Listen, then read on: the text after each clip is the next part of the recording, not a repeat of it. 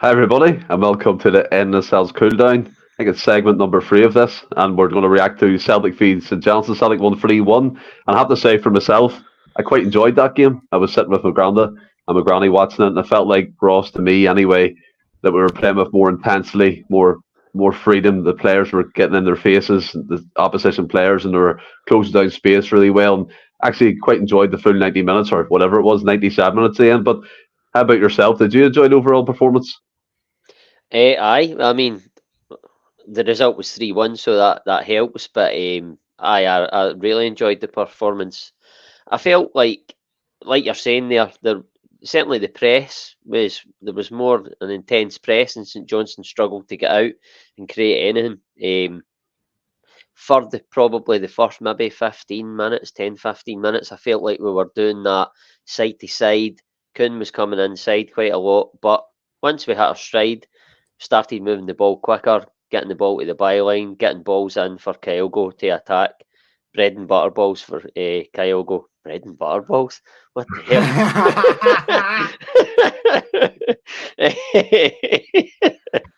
But aye, Kyogo just rise off of that, and I felt like obviously we got the 3 goals.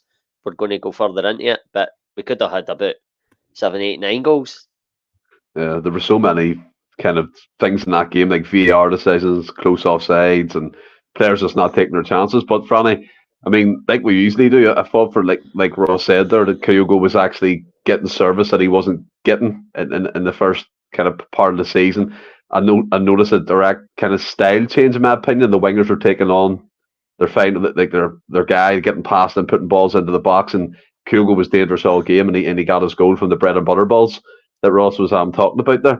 But what was your overall takeaway from the game? I mean, we talked about it last night. I predicted 4-2. I can't remember your prediction, Franny, but I thought for the full 97 minutes we were brilliant. I thought we were for the full game. It was a game I enjoyed, Stephen, and like we kind of touched on yesterday, the phrase it was at this stage of the season we want to obviously the 3 points, the most important thing at the end of the day, but to give us any sort of confidence to claw back the deficit, I feel like you want to turn in performances like what we've done against the second half of Motherwell, what we've done against Dundee, what we've done for 15 minutes against Hearts, and then obviously for the majority of the day, probably the full 90 odd minutes a day, was turned in another performance. I felt against Livingston in large parts of the game we've done the same. So as folk can maybe go, well, it's March and stuff, we're building a bit of momentum, and it's kind of what we need at this stage of the season. And I enjoyed it, Stephen. But unfortunate to concede the goal. And what I did like because Joe Hart was going absolutely off his rocker. Yeah. And I absolutely loved that. I've not really seen many replays. I'm not blaming Iwata because it seemed like he had 2 guys. So I don't know if maybe Johnson can come over and help him, or maybe Stephen Welsh can be closer. But I like the fact that Joe Hart the game for me was pretty much dead even at 3-1. But I just like the fact that how annoyed he was at losing that goal so late on. Aye, he was raging. Well, come on to the goal. We can see that Sam Frank comes in. Forrest looks fit as fuck. Pretty simple, straightforward. He does. He actually looks like he has that yard of pace back, Ross. But we'll talk about the goals and kind of the individuality, going through them one by one here. And Kyogo got his goal from a carbon copy of Kuhn's assist to Mieta last week. Over the top, Mieta chested that down and put it in the back of the net. He done the exact same ball for Kyogo. Fantastic header. And as we were talking about at the start there, it's good seeing him get into the game more and us putting them balls into the box for him to feed off, because, as Franny said last night especially, like we're trying to get him into the team to get him scoring goals, if you understand, and it wasn't quite working out. Ida was coming in, he got the 2 goals. Everyone was asking, when's Kyogo going to get back into the team? But for me, today was probably one of his best performances of the season. I thought he was bright. I thought he was closing down. I thought he was on the shoulder all the time. And he caused them horrendous problems at the back, and he got his rewards with a good headed finish. Aye, absolutely. Again, it's one of the players, big players coming into. Well, I don't want to say his best form coming into this stage of the season because it is only one game, but he's just back into the team for the start, off the back of a decent. I think he came on against Livingston. He'd done pretty well, got his goal, and he gets the start off the back of that, and he shows to me why I've been saying for so long that it isn't a style thing. It's just getting the proper balls into the box. We weren't playing. We weren't playing this high intense football previously, and it just so happened that we started to play that high intensity football when Kyogo got taken off at half time against Motherwell. Ida gets his goals, and all of a sudden Kyogo doesn't suit the style. For me, it just sort of coincided with it, and it was bad luck for Kyogo. But when Celtic are playing like this, with this intensity and getting the ball wide, that Kyogo fits the bill perfectly for me. And I mean, I'm not sort of coming back at you that here, Steve, but you did say a minute ago that there's a bit of a style change in terms of the wingers. I would tend to disagree with that in the sense that there's a style change. I just think that we've got Kuhn on one side there, who is now getting his confidence up, and it looks for all the world that like sort of more directness is part of his game, whereas the wingers we've had previously, obviously we had Young's come in and he started to do that, and that is his game, but he only done it in fits and starts. You had a thing on the other side, Maeda. Again, I don't think running directly at players is Maeda's game on the wing. I think he likes sort of running in behind and coming in for wide and picking up balls. But I just think that for a while we had Palma in the team who wanted to come inside, and I can't remember who was on the other side, but I feel like it was down to the wingers and the way they were playing and more than the style. And I think all of that culminated in Kyogo not having as prolific a season as what he's had previously. But again, there is changes. Personnel have helped. I don't think it's a style thing. I think it's personnel, and I think the people playing on the wings now are doing the job that Rodgers wanted them to do previously. I don't think for a second that Rodgers was telling the wingers to come inside as much as what they had been, because it is totally ineffective against two banks of four, a deep defence. And Rodgers isn't daft. Listen, he's not perfect, but he's not daft. He knows the game, and he knows that coming inside isn't how to beat deep defences. And I think now we're seeing a team playing better as a unit, and it's now making because the unit's playing better, it makes the individuals look better as well.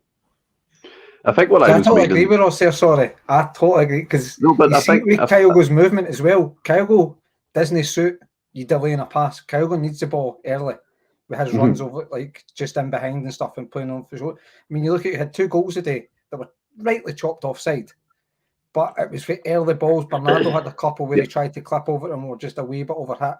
So I think it's not deliberate, but I totally agree with it. It's not a style change. It's the players are playing better and playing to suit Kyogo now.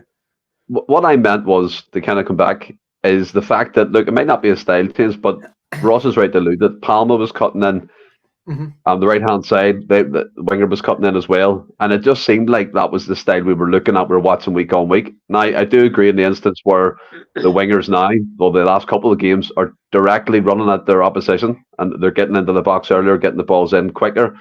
And what I've noticed as well, the one-touch passes getting better. There's no 2 or 3, 4 touches no more. It's straight out of the feet into an attacking phase of play. It might not be a style change, but it's definitely the tactical side of things is evolving. I think we can all see that. We are playing better instead of that lethargic kind of passive football that we were used to for the last few weeks. So I do maybe agree. Me saying style change is probably a bit too far, but there's something tactical within that we're doing far better than we didn't do previously. Which, Franny, you said about Kyogo was on the end of a couple today, was chalked off, rightly so. But his goal, and I'll allude to it again, Nicolas Kuhn, when that ball over the top to find him, that run, I just thought it was a fantastic goal all round. And also Kyogo's braveness to go in there, because their keeper was coming out and he could have cleaned him out, but he stayed in and he stayed kind of with it, and he headed the ball in the back of the net and Celtic go 1-0 ahead. I thought it was like you said, it was very similar in Maeda's goal last week, where Kuhn kind of comes in and just clips that one over to the back post. And you're right, it's Kyogo's been brave because he knows he's potentially got to get clattered off the keeper. But that's what you want your striker to do. You want your striker to be brave in that situation. And then obviously if he is, he gets his reward off that and gets his goal. And it's good that I'm just glad that he has followed up his goal against Livingston, because I felt he taken his goal against Livingston really, really well. It was a typical Kyogo goal. The day's goal was a kind of typical Kyogo goal as well, where it's just that sort of early ball in and he's ghosted in, I feel like. But so I'm glad he's got his goal, because I think we both said yesterday we need to get Kyogo back in this team, because I think, like what Ross was alluding to, the wingers are playing a lot better that will suit how Kyogo kind of plays, I feel like. So it's good that he's came in. I think we need a Kyogo with confidence, the team playing with a bit of confidence for going to Ibrox. I'm not to slate either, but it just, for me, looks... I mean, Kyogo, in a sense, when we were playing kind of that slow, lethargic way, was almost a man down. But for a big guy, sometimes feel either doesn't offer much when the game's not really going our way. I think Sam Frankenstein says a lot about today's performance, that Kalmack wasn't missed at all. I think maybe that's down to the opposition, Ross, but Kalmack is a huge miss for us in terms of the captain of the club, but look, we did play really well without him. To be fair, that midfield three as a unit played fantastically well. But just after the half-time break, Nicolas Kuhn comes out, Ross. Kyogo delivers the favour back to him. A lovely ball across the 6-yard box. Kuhn's running in where you expect an Abada to be, kind of playing that, the winger who cuts in from the side, gets in and finishes well. And what I liked as well, it reminded me a lot of the first time when Rodgers was here, Scott Sinclair and Forrest making them back post runs. I thought the wingers were doing that all day today, and Kyogo didn't even have to look for the pass. He just found a wee yard of space and put it around the St Johnstone defender, and Kuhn's coming in, steamrolling for a second goal. And I mean, let's talk about Nicolas Kuhn. I think me and you were quick to maybe write him off or say, what's he doing? He doesn't look good enough. Yeah, 100%. But again, you're allowed to change your opinion, obviously. And what we've seen of him the last two performances, I think he's been really direct. And I think Rodgers, we didn't know the whole weight issue, but he lost a stone, which is, again, the try and gain that strength back must have been a roller coaster for him in terms of getting this fitness back up to where it was previously when he was at Rapid Vienna. But I thought he was fantastic today. He's probably one of the bright sparks of the team now, and it's just refreshing to see him get confidence and take his man on and get his goals and assisting for Kyogo as well. Aye, absolutely. I mean, I in the past, I always try not to make judgments on players too soon, but for me, without knowing that he'd lost all that weight and stuff, what Kuhn had shown us in his performances, I've said it before, I just didn't think he was anywhere near the level that we needed. I didn't think he was even as good as the wingers we already had. But you said there, Stephen, you're allowed to change your opinion, and you are. But the only person that can make you change your opinion is the player and his performances on the pitch. And in the last two games, Kuhn has done that. So that's fair play to the guy. And for me, we talk about the wingers playing better, and I'm not saying Maeda isn't playing better, but not everything in an attacking sense is not going through Kuhn solely, but it's going down his side. They go to him, he's the go-to player to create, and hope that Maeda is picking up scraps on the other side. There isn't a lot goes through Maeda, and like Sensei, get it to Maeda, get it wide, and then he'll get the balls into the box, because we know that's not his game, and he's no... Listen, he's not a great crosser of the ball. He's actually not technically a great football player. We know that. But I think that's the biggest compliment you can pay Kuhn, is that he's on the pitch and it's all going down his side. They're looking for him to be the creative player, and he's stepping up to the mark. As you say, he got an assist today. He got an assist against Livingston, and he's got his goal today, and it was a really good goal. As you say, it's nice to see Kyogo making that run on the shoulder. But first and foremost, I want to touch on Greg Taylor's pass to Kyogo. I thought it was absolutely sublime. Kyogo makes the run, but Greg Taylor plays it, curls it, left foot, right through the lines, picks him out perfectly. And there's two or three players between Greg Taylor and Kyogo making the run, but he spots it, and it's the perfect weight. And you're talking about maybe a 30-yard pass here. It's the perfect weight. He doesn't have to break stride, and Kuhn knows where to be when Kyogo makes that run because they train with each other every day, and he just comes in and he's got an easy tap in, and it's the perfect start for us in the second half, and no more than we deserve, because we should have actually probably been more than 1-0 up at half time, but to get that early goal, it eased the not being more than 1-0 up in the first half. It's a joy to watch Craig Levein on the sideline. He was dressed like someone just came from the shops or something, going to Tesco and that, you know, just put on a tracksuit. But I just don't like Craig Levein. But Franny, Ross as usual has to praise Greg Taylor. He always brings it back to him somehow. But he did play a really good pass into Kyogo for that second goal. But just on Kuhn, again, I'm starting to see the early partnership forming between him and AJ. They're starting to know each other's game, bursting up the line. AJ's more comfortable with him on that side, and they're linking up well. Matt O'Reilly again was coming over to form that triangle, which is good to see. Like when we had Obada and Johnstone doing that before, now we have Kuhn in there, so they're obviously, like Ross said, training together and learning how each other work.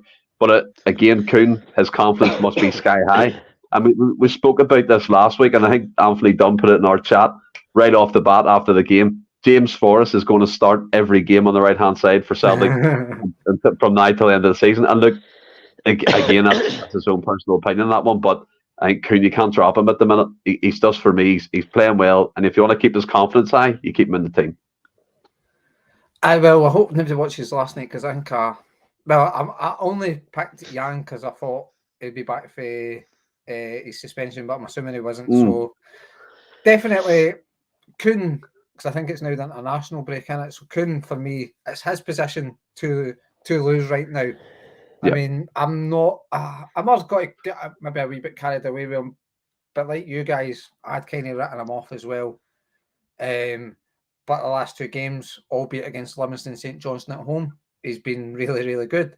You can only do what you can do against the teams you're playing against. The opposition that he's performed against isn't really his fault. And obviously, like Rogers had alluded to, there was a lot of. He obviously had that weight issue and things like that when he came in that none of us were privy to. So we were judging him on information that we didn't know, that he wasn't fully up to speed and stuff, and obviously lost a big bit of weight.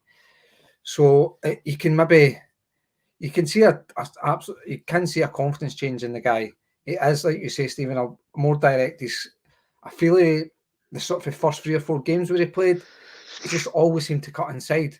Whereas now he still cuts inside, but I think he likes to hug the touchline a bit, and I think he's sharper. He looks sharper. I think he hugs the touchline a lot more, and it suits Johnson in the sense that Johnson kind of likes that run, sort of with the left back in line with the 18-yard box at this corner. He kind of just likes that run, whether he's getting the ball or not. Johnson will make that run all day, every day, and that maybe allows Kuhn to then come inside and open up the space. So they do seem to have a better relationship. It's just unfortunate he seemed to go after a wee niggle again. But is that maybe just this obviously starting to sort of bulk up again and stuff, and it's just wee muscular injuries may happen due to that. But obviously we've got, a week, 10 days till our next game anyway, so he's maybe got a time to go be in the gym, maybe a few days sort of rest and stuff. But so hopefully he's looking like maybe the quality that we needed to kind of give us a kick going forward.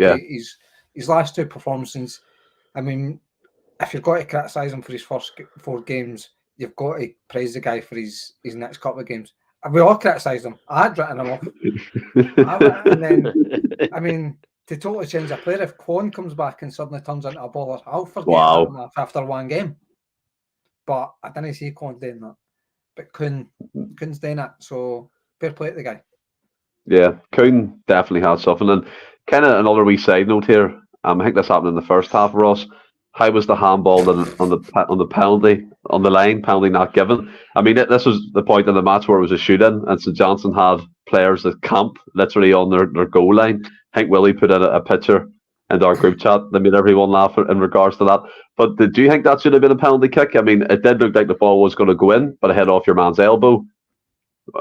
Where do you stand on that one? It's an absolute stonewaller for me. And I mean, the guy can't get out the road yet, right? That's we can totally accept that, right? But the ball is getting in the net, right? And I know his arm isn't properly out for his body. It's probably in a natural position, but it's there, and it hits him there. Mm-hmm. So it is out for his body. It is natural, but I mean, for me, if you don't even take the Wata incident at Tynecastle into account, it's a penalty kick. But when you take that into account, it's absolutely galling. It's glaring how much of a penalty it is. But it's different officials, and it's that consistency issue. I don't know that we talk about consistency, but it is different officials, so it's different opinions. But I really don't know how you can look at that and say it's not a penalty. But worse still, not even send the ref to the monitor. Yeah. Like, because he was sent to the monitor for the Awata one, where you couldn't even, well, I'll tell you how glaring the Awata one was. Nobody even noticed it on the pitch. Whereas this one was noticed on the pitch and it was adjudicated, I think, on the pitch, but then they've looked at it in VAR, and it's, for me, it's absolutely disgraceful. And I just think at certain times this season, I think that Celtic have been playing by different rules, and no more so at Tynecastle. And when you compare that one, I think that, I don't like to bring other teams into it, but I think that gets given against us all day, every day, 10 times out of 10. And I think that Rangers get that at Ibrox, and they never ever get that given against them. That's the difference for me. We lose the league by 1 goal this season. It's. I mean, we'll go on to another incident later that could be 1 goal as well. But it's a total disgrace that wasn't a penalty kick. A total disgrace. And what's the other incident? Because in case I can't remember it, what was it? Alistair Johnston's offside. Oh yes, yeah, well, yeah, 100%. We'll get on to that one.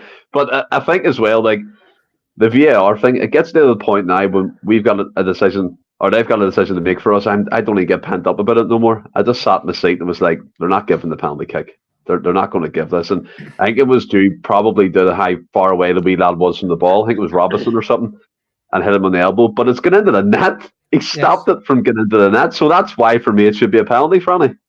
And I'm totally of the same train of thought as you guys. It's about a yard or two away. I think it was Kuhn that had the shot, and he's absolutely rattled it. I think, like Ross said, we can all admit the boy couldn't get his arm out the way. No, it's not up for debate. And yeah, it's pretty much in a natural position. It's not a deliberate handball or anything, but he's on the line and has stopped a goal. So how can it not be a penalty? I think that's what's mad for me. I'm not sitting here saying, oh, it's a deliberate handball and all that. It's no, but it's still a penalty.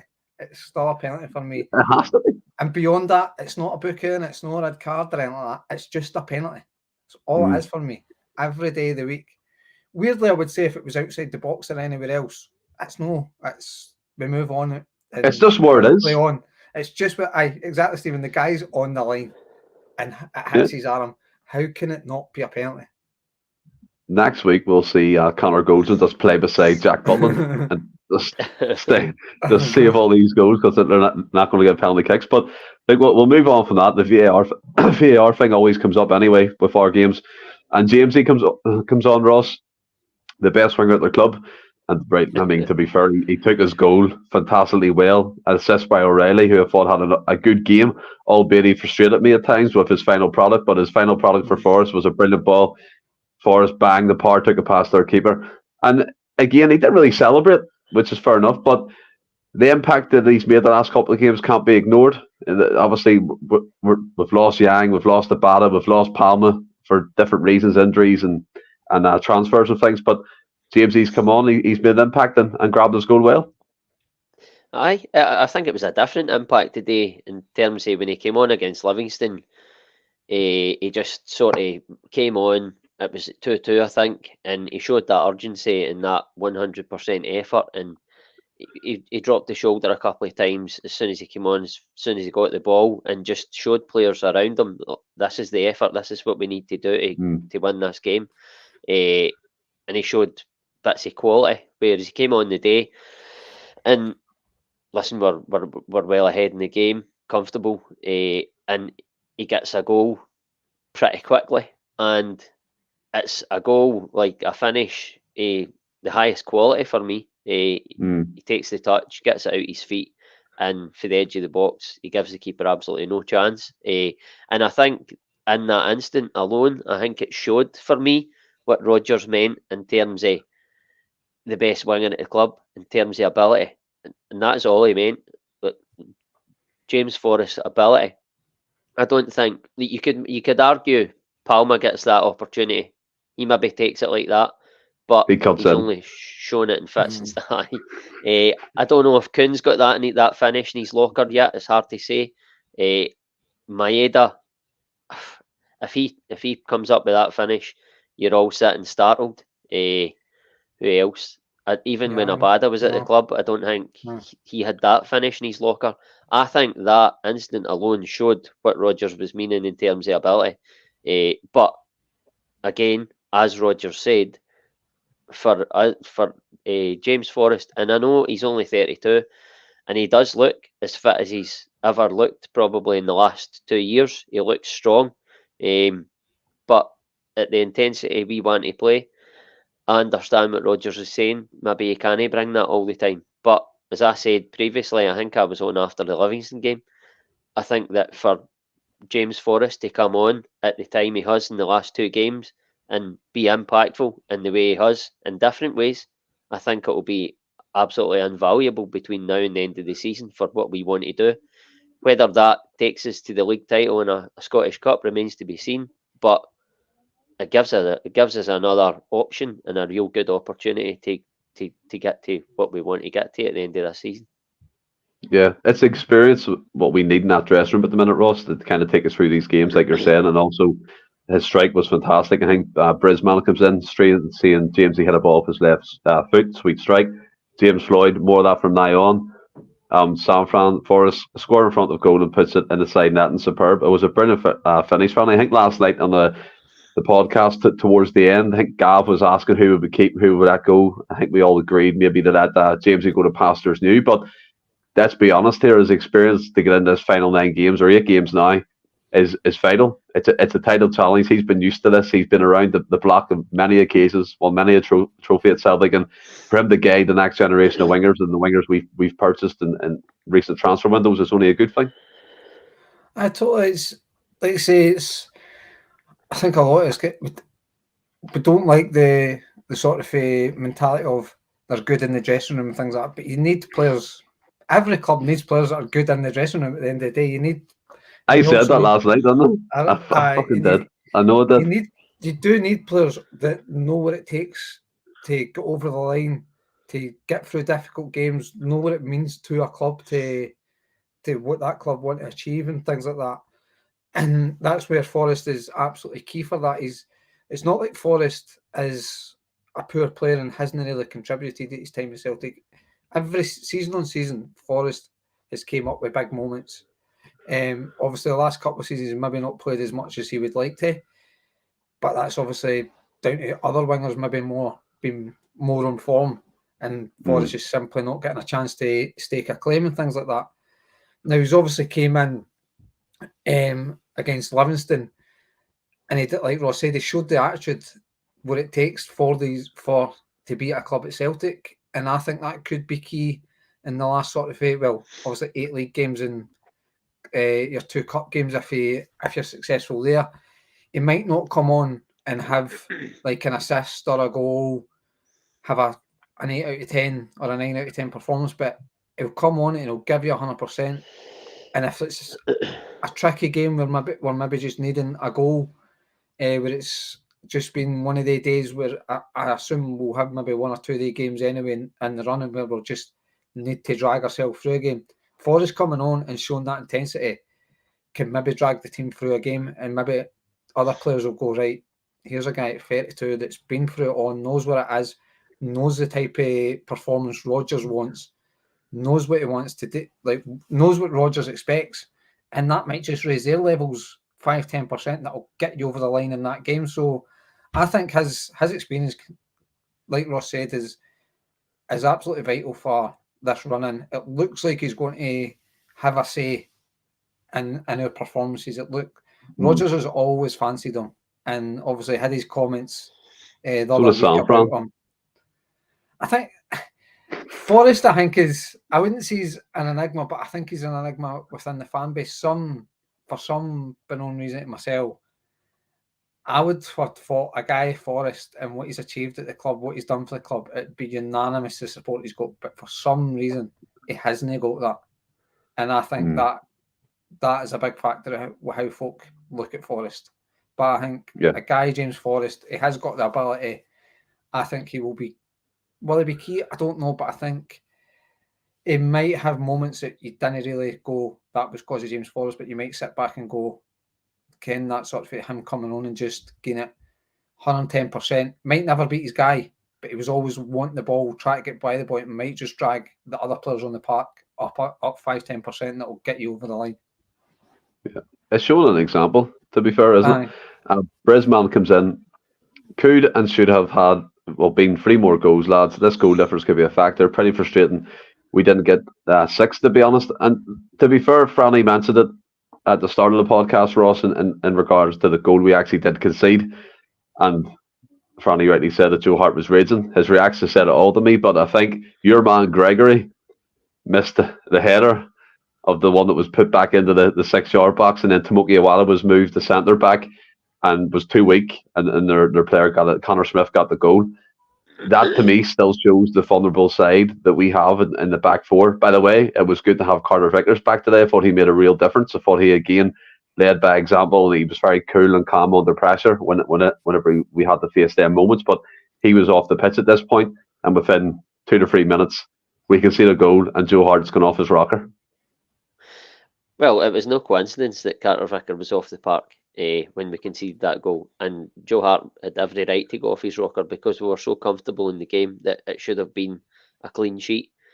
And you're right to point out, Greg Taylor does lose the header at the back post. The boy just gets up above him and wins it. It's not horrific defending, but he probably could do better. It's not at the level that, like Bernaby, where he plays for a free kicker, that he just gets beaten. Greg Taylor made a mistake. Barnaby's not here no more, Ross. He just gets beaten for strength and height and physicality in that moment. But he could do better.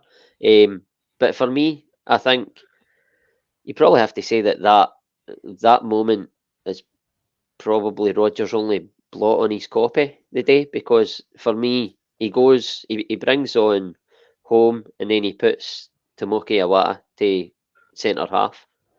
Just take Awata off and bring on Lager Bielka.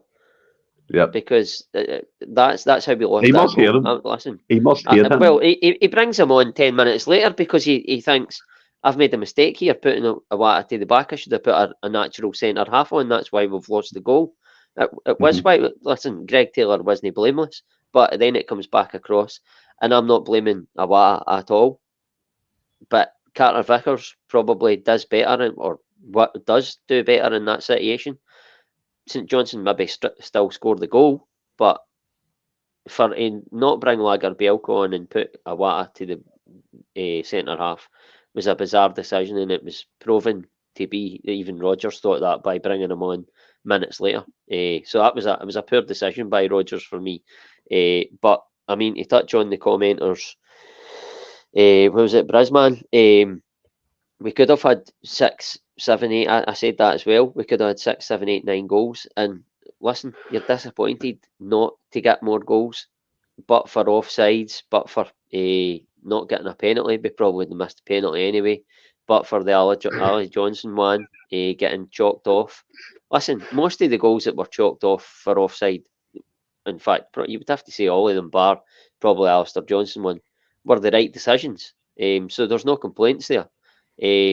But you have to credit St Johnstone with defending. They got a couple off the line in the first half. The second half, bit of poor finishing. the case could be argued. But listen, I know that goal difference could be big towards the end of the season, but right now, it's not. If the season finished tomorrow, say, and Rangers lost, then it wouldn't be goal difference. If Rangers won, it wouldn't be goal difference. It's points in the bag now. It's Celtic are a point in front of Rangers. If they win tomorrow, then they go ahead of Celtic, and we're not in the same points. So goal difference doesn't come into it. Yep. It might at the end of the season, but for me, it's highly unlikely that it will come down to goal difference, and it will be won by the odd point. And right now, we had to win the day and get the 3 points to put the pressure on the Rangers to go and win tomorrow. We've done that.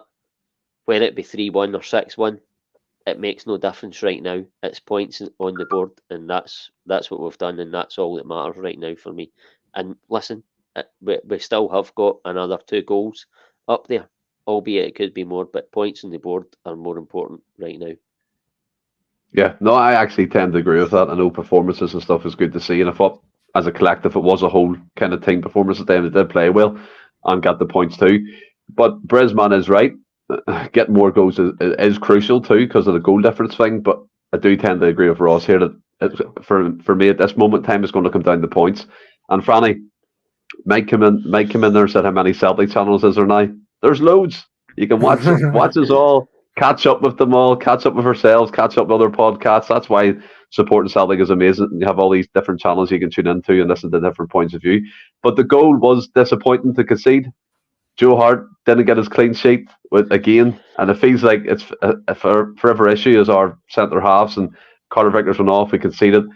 Rodgers made that strange substitution, moving Awada back and bringing O on. Instead of just bringing Lagerbielke on to see out the last 15 minutes, it was a baffling substitution. But does that show you maybe Gustav is just not flavour of the month of Rodgers? I don't know about flavour of the month. I just didn't think it's flavour of the year. It's just no. I just don't think for whatever reason Rodgers is just not having him. Obviously, we don't see what's happening in training, but I like again. It sounds contradictory because I've said I like Nawrocki and he's hardly really played. But I'm sitting here going, I don't really know too much. Like, I'm not judging Lagerbielke either way. But again, he's hardly played. He's not.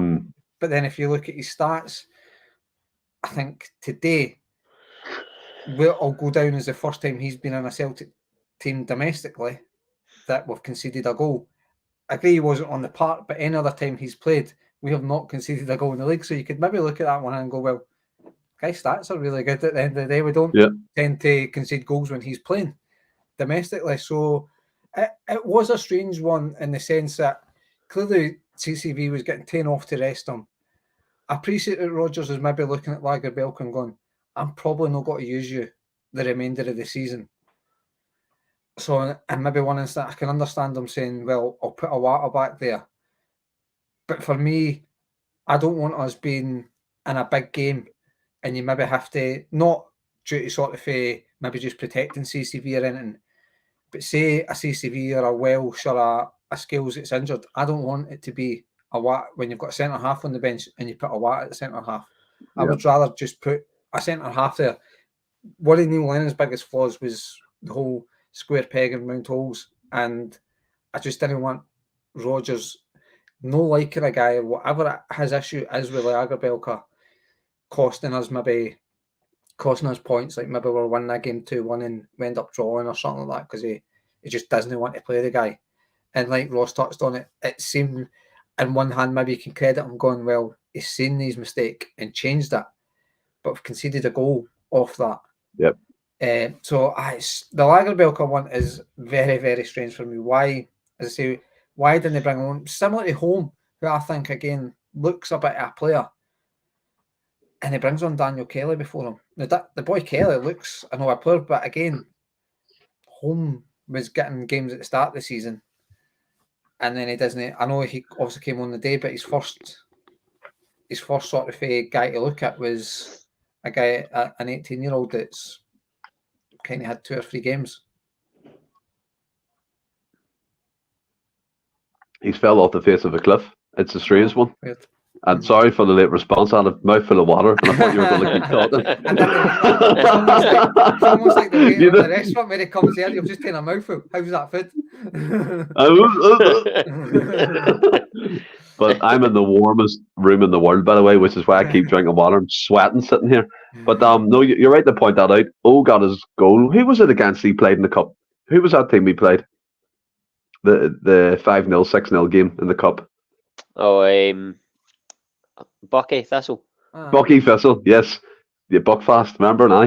But he got his goal, and then again he dropped off the face of earth, and it seems like the same's happening with Larga Belga. But Ross, we'll kind of tie it up with the next incident that happened in the match, and that was Alistair Johnson got his goal. Again, nice play by him and Forrest down the wing. I think Forrest flicked it over, wasn't it? Or was it O'Reilly? I think it was Forrest flicked it. Possibly Forrest or O'Reilly. I can just remember. Aye. Flicked it back to Alistair Johnson. He got in the box and it was a great finish. He thought he was offside, but the replays that I've seen, and I don't know about usings, Ross seemed like he's actually on by not a good bit, but you can see his body silhouette with the other defender, and he's slightly behind him. I've seen no lines since this goal's been chalked off. Again, conspiracy, whatever you want to call it, paranoid. It should have been a goal. I don't understand it. I mean, I've seen the same as you. Maybe one or two replays. Alistair Johnson, when he puts the ball in the net, he reacts as if he's offside. But it's almost like once the decision's given, that it's as if Alistair Johnson's seen the decision and like he's put his hands out like that as if to say, "How is that offside?" Like it must have been on the screen or something. I don't know. At the game, I don't know if MD was at the game can confirm that. But to me, with the angle shown, he looks at least half a yard on, and his finish is emphatic. It's not an Alistair Johnson finish right under the roof of the net. You look at it when the ball's played. To me, Alistair Johnson, I say, looks well onside, half a yard. Ida is in the middle. He's well ahead of the play. He's offside. And when Alistair Johnson takes the shot, Ida is well offside. I don't know if they're going to make the case that the keeper can maybe see Ida in the corner of his eye and he's offside. Is he interfering with the keeper thinking the ball's going to come across to him and therefore not able to make the save? It's the only logical reason that I can come up with as to why that's chalked off, because if it's just the ball to Alistair Johnson and then the finish, then it's onside, and I don't even think it's up for debate. No. And for me, Ida wasn't really involved with the play, and it didn't really explain the decision either. It was just chalked off, and that was it for Annie. And like Ross said, AJ actually looked around and went, "What?" Throwing his arms up there when he looked at the replay himself, and he wasn't offside. And there was no clear explanation to why the goal was chalked off. And then again, we were getting the pictures really quickly after the previous VAR incidents. It was up on the screen; we could all see it, but nothing. It was strange because, I mean, first of all, it was a really some finish. He's been denied for being a really, really good goal, and I'll be the same as you. So I've only seen one or two replays, and the replays that I have seen is about a yard, half a yard onside. He's clearly onside, and like you said, Stephen, the two Kyogo goals that were chopped off for offside, we seen the lines there. They were quickly. Yep. So how have we not seen the lines for this one? It's strange, and like I'm a user. Don't think it will come down to goal difference. But again, what if it comes down to goal difference and you're sitting looking at that goal going, well, that was actually onside. It was a mile onside. From like, there might be other replays that they'll show, and well, we all had the Jota one for Motherwell that somehow the events, even though the camera wasn't pointing when it needed to be, somehow they could still prove that it was offside. So crazy. They'll find a way to prove that they'll find a new law or something like that somehow it was offside. For me, the replays that we have seen, I don't know how it can be offside. Yeah. I mean, they would probably say, like, Johnstone farted and we could see the wind from his cheeks across the line and he was offside. Incredible. Like, Okay. the amount of excuses that they were... Mate, it would get that bad just to not give us goals. It should have been... It was a perfectly legal goal. And like you said, and like Franny said there, if it comes down to goal difference and we're sitting at the end of the season missing out by one, these are the fine margins you talk about, and VAR's meant to help that. But look, this has been the Endless Celts Cooldown, us reacting to Celtic v St Johnstone. We won 3-1. I was enjoying it, lads. Yep. Really good. I've enjoyed my wee afternoon, aye. Yeah. You enjoying yourself? I'm enjoying myself. But it's been fantastic, and we can only look after what we can do, and that's put the pressure on the Mackey mob across the river. And until Monday, everybody, we'll be back again. Stay well and keep safe. Hail, hail.